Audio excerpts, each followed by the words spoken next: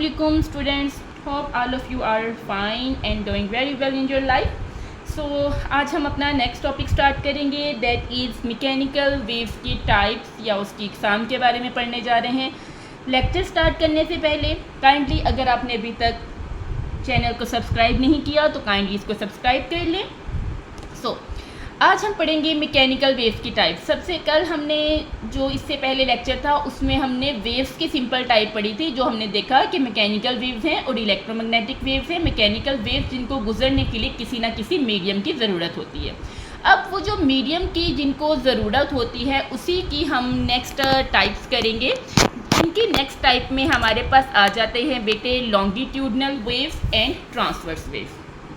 पहले हम इसको समझेंगे हमेशा की तरह, देन हम अपनी बुक की तरफ आएंगे और बुक से इसको रिलेट करेंगे। सो बेटे मैकेनिकल टाइप्स में, मैकेनिकल वेव्स में हमारे पास दो किस्म की वेव्स होती हैं जो कि क्या होती हैं, लॉन्गिट्यूडनल और ट्रांसवर्स। सबसे पहले हम डिस्कस करते हैं ट्रांसवर्स वेव्स को। इंग्लिश में भी ट्रांसवर्स होता है और उर्दू में भी ट्रांसवर्स होता है।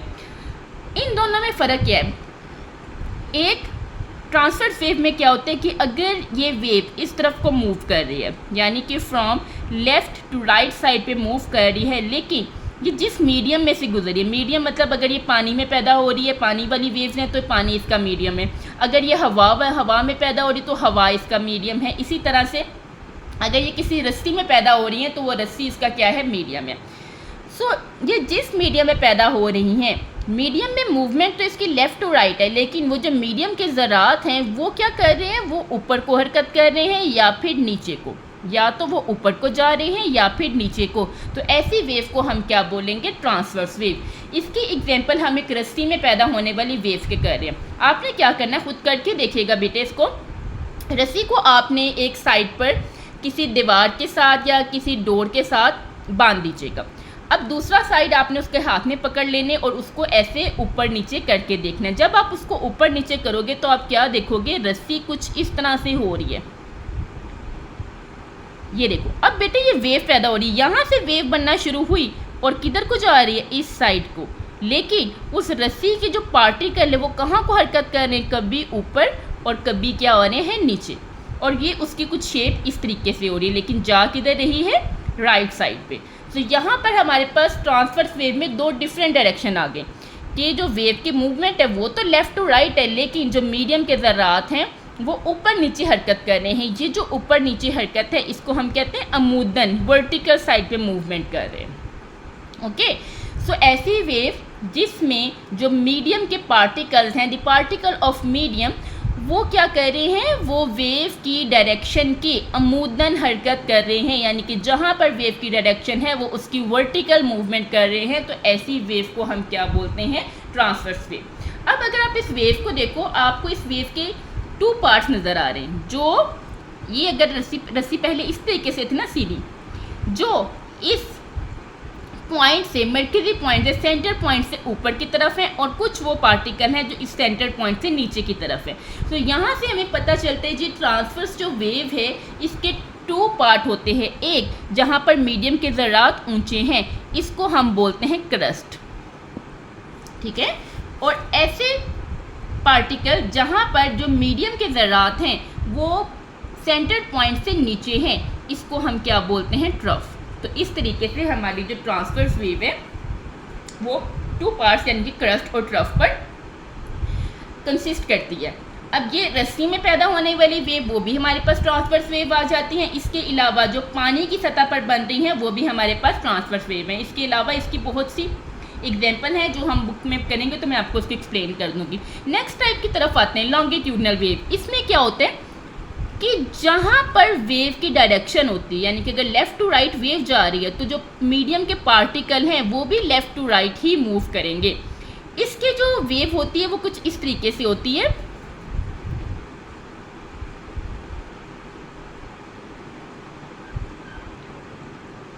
ठीक है, अगर मैं इसको थोड़ा सा मज़ीद करना चाहूँ तो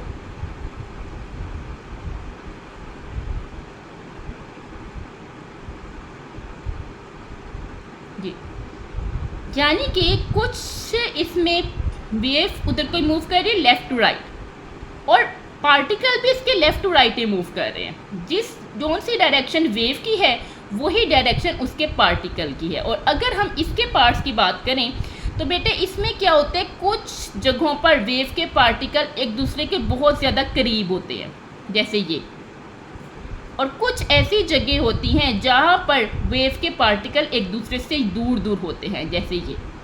तो यहाँ पर जो लॉन्गिट्यूडनल वेव है इसकी पहले डेफिनेशन में तो आपने ये कर लेना है कि जिस साइड पर जहाँ पर वेव की डायरेक्शन है, जो मीडियम के पार्टिकल्स हैं उनकी भी डायरेक्शन वही होगी जो वेव की डायरेक्शन है। देन हमने उसकी पार्टिकल्स की मोशन की बात कर लेनी है। तो इसमें क्या होता है, दो तरह की मोशन होती है। एक को हम बोलते हैं कंप्रेशन। अभी तो आपकी उर्दू मीडियम की बुक्स में भी कंप्रेशन ही है और इंग्लिश मीडियम की बुक में भी, लेकिन आपको इन दो वर्ड्स का मतलब समझना है, इंग्लिश मीडियम स्टूडेंट्स को भी और उर्दू मीडियम स्टूडेंट्स को भी। सो यहाँ पर जो वेव है ये दो तरह की पार्टिकल्स पे या दो तरह की मूवमेंट पे मुश्तमिल होती है। One is called compression and the other one is called rarefaction. अब ये क्या बुलाए हैं बेटा, कंप्रेशन का मतलब होता है किसी चीज़ को दबा देना, कंप्रेस करने से कंप्रेशन का वर्ड है। और रेयरफैक्शन का मतलब होता है किसी चीज़ का फैल जाना, खुला खुला होना। तो अगर आप इस वेव को देखो तो यहाँ पर कुछ मीडियम के ज़रात एक दूसरे के करीब है, दैट इज़ कॉल्ड कंप्रेशन, और जहाँ पर मीडियम के ज़रात एक दूसरे से दूर दूर है ये कहलाता है रेयरफैक्शन। सो लॉन्गिट्यूडनल वेव पहली डेफिनेशन किया है हमारे पास कि जिस साइड पर वेव की हरकत है मीडियम के ज़रात भी उसी साइड पर हरकत करेंगे। And the second one is two parts पर मुश्तमिल है, one is compression and the other one is rarefaction. जहाँ पर मीडियम के ज़रात एक दूसरे के करीब है दैट इज़ कंप्रेशन, और जहाँ पर मीडियम के ज़रात एक दूसरे से दूर है उसको हम क्या बोलेंगे, रेयरफैक्शन। तो ये हमारे पास ये क्या था। अच्छा, इसकी एग्जाम्पल हम करेंगे। लॉन्गिट्यूडनल वेव की जो एग्जाम्पल है वो हमारे पास होती है साउंड वेव, आवाज़ की। अब आवाज़ में क्या होता है, हम बोल रहे हैं, हमारे आगे जो बेटे हवा है, हमारे बोलने की वजह से जो हमारी एनर्जी है वो हमारी आगे वाली हवा को दबा देती, कंप्रेस कर देती है। जैसे ही ये एनर्जी आगे मूव करती है तो पीछे वाले जो हवा के पार्टिकल्स हैं वो ओपन हो जाएंगे, खुले हो जाएंगे, दैट इज़ रेयरफैक्शन। कंप्रेशन आगे मूव करती है, रेयरफैक्शन कंप्रेशन में चेंज हो रही है, कंप्रेशन रेयरफैक्शन में चेंज हो रही है। तो इसी तरह हमारी जो आवाज़ है वो एक जगह से दूसरी जगह ट्रैवल कर रही है। सो काइंडली अब आप अपनी बुक्स पकड़ लीजिए, बुक्स की तरफ आ जाए, हम अब स्टडी को बुक से कंटिन्यू करेंगे। सो क्लास, ये हमारे पास आगे जी transverse mechanical wave two types है जो हमने पढ़ लिया। One is transverse and the other one is longitudinal. Transverse wave में मीडियम के पार्टिकल की सिमत के अमूदन ऊपर नीचे वाइब्रेट करेंगे, और इससे क्या होता है, वेव का काम ही क्या होता है, हमने पढ़ा था कि एनर्जी को मुंतकिल करना। एनर्जी मीडियम की मुंतकिल हो रही है, लेकिन पार्टिकल खुद वेव के साथ आगे नहीं बढ़ते, वो अपने ही जगह पर क्या कर रहे हैं, ऊपर नीचे हरकत कर रहे हैं। ये तो हमने वेव के पीछे वाली डेफिनेशन में भी कर चुके हैं। सो अब इसकी कैसे अब हम कर सकते हैं, इसकी यहाँ बेटे इसकी डेफिनेशन हो गई, ये आपने इसकी डेफिनेशन की हेडिंग दे देनी है। देन हमने इसकी एक्सप्लेनेशन या जिसको आप वजाहत भी कहते हो उसकी हेडिंग दे देनी है। आसान तरीका क्या जी, रस्सी के जो मैंने कहा पकड़ लें जी, एक सिरे को बांध दे, ऊपर नीचे हरकत दें। हम क्या देखेंगे, जो वेव है वो रस्सी के साथ इस डायरेक्शन में लेफ़्ट टू राइट या उसकी सिमत में हरकत कर रही, जबकि जो उसके पार्टिकल हैं वो ऊपर नीचे हरकत कर रहे हैं। और जब हम देखेंगे तो इसके टू पार्ट्स हैं, वन इज़ क्रस्ट जहाँ के क्या होता है ऊपर की तरफ, और दूसरा क्या होता है ट्रफ जो नीचे की तरफ। बेटे ये आपके पास एक डायग्राम भी बने, अच्छा ये डायग्राम आप लोगों ने लाजमी बनानी है, ठीक है। ये ऊपर की तरफ क्रस्ट और ये क्या है ट्रफ। वेवलेंथ मैंने आपको लास्ट लेक्चर में बताया था कि दो क्रस्ट के दरमियान जो डिस्टेंस होता है या फिर दो ट्रफ के दरमियान। ध्यान से स्टूडेंट्स बहुत दफ़ा मिस्टेक करते हैं कि क्रस्ट और ट्रफ के दरमियान distance, no, crest to crest या फिर ट्रफ टू ट्रफ जो डिस्टेंस उसको हम क्या बोलेंगे, वेवलेंथ। एम्पलीट्यूड का यहाँ एक वर्ड यूज़ किया गया, ये खैर हमारे नेक्स्ट लेक्चर में भी, लेकिन अभी यहाँ पे यूज़ कर लिया तो मैं आपको बता देती हूँ कि जो सेंटर पॉइंट है, जो उसकी असल पोजीशन थी, उस जगह से मीडियम के जो पार्टिकल है वो कितना ऊपर की तरफ गए हैं, कितना उन्होंने एक साइड पे डिस्टेंस कवर किया ऊपर की तरफ या नीचे की तरफ, उसको हम क्या बोलते हैं, एम्पलीट्यूड। ठीक है जी, ट्रफ हो गया। आगे इसकी एग्जाम्पल है जी, पानी की सतह पर बनने वाली जो वेव हैं वो वाला आ जाती हैं, आगे बढ़ती है, लेकिन पानी के मालिक्यूल्स अपनी ही जगह पर ऊपर नीचे हरकत करते हैं, हमने लास्ट लेक्चर में भी किया था।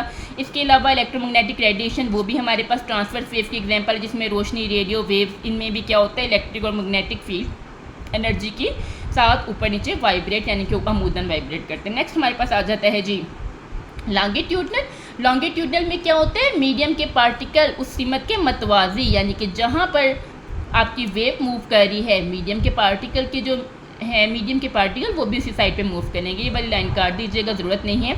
लॉन्गिट्यूडनल वेव्स में पार्टिकल क्या करते हैं, आगे पीछे हरकत करते हैं और एनर्जी की सीमत के साथ उसी रास्ते पर क्या कर रहे होते हैं, वाइब्रेट। इसमें भी दो हिस्से होते हैं, one is compression and the other one is rarefaction. जहाँ पर पार्टिकल एक दूसरे के करीब हैं उसको हम क्या बोलेंगे, कंप्रेशन, और जहाँ पर पार्टिकल एक दूसरे से दूर है उसको हम क्या बोलेंगे, रेयरफेक्शन। ये आपके सामने एग्जाम्पल है जिसको आपको बनाना भी है।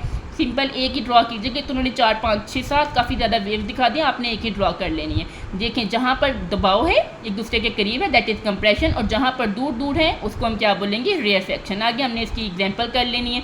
जो साउंड वेव है वो इसकी एक बहुत अच्छी एग्जांपल है। देखें जैसे हम बोलते हैं, मैंने आपको बोलने का बताया था, यहाँ पर आपकी बुक में बताया हुआ है कि कोई क्लैपिंग कर रहे हैं तो हाथों की वजह से जो हवा के मालिक्यूल हैं वो आपस में एक दूसरे को धकेलते हैं ऐसे, लाइक दिस। तो ये जो हमारे हाथों के दरमियान हवा है इससे क्या हो गया, वो कंप्रेस हो गई है, कंप्रेशन बनती है। और इसके फ़ौरन बाद ये मालिक्यूल देखें, definite compress rarefaction, compress rarefaction, compression rarefaction, फैलकर दूर हो जाते हैं और रेयरफेक्शन बनती है। जबकि वेव हवा में आगे बढ़ती रहती है। कंप्रेशन और रेयरफेक्शन का यही सिलसिला साउंड को हमारे कानों तक पहुंचाता है। ठीक है जी, बजाय इसके कि हवा खुद मुसलसल आवाज़ के में भी, हवा खुद तो नहीं ना आएगी हमारे बन, अदरवाइज साउंड क्या है बेटे, एक एनर्जी है। वेव क्या है, एक एनर्जी है। इसने बस क्या करना है, मीडियम को यूज़ करना है हम तक पहुंचने में। खुद मीडियम ने चल के हमारे तक नहीं आना, हवा चल के हमारे तक नहीं आती। अगर हवा चलना शुरू हो जाती, कॉमन एग्जांपल है, आप लोग अपनी लाइफ में इसको ऑब्जर्व कर सकते हो। तो हमारे कानों में तो हवा चली जाती, हमारे कानों में हवा तो नहीं ना जाती, हमारे कानों में जस्ट आवाज़ जाती है, बस एनर्जी मुनकिल होती है। सो जी, ये आपका लेक्चर हो गया। काइंडली स्टूडेंट साथ साथ याद कीजिएगा, and if you are liking this lecture kindly comment and like it. Thank you ji, अल्लाह हाफिज़।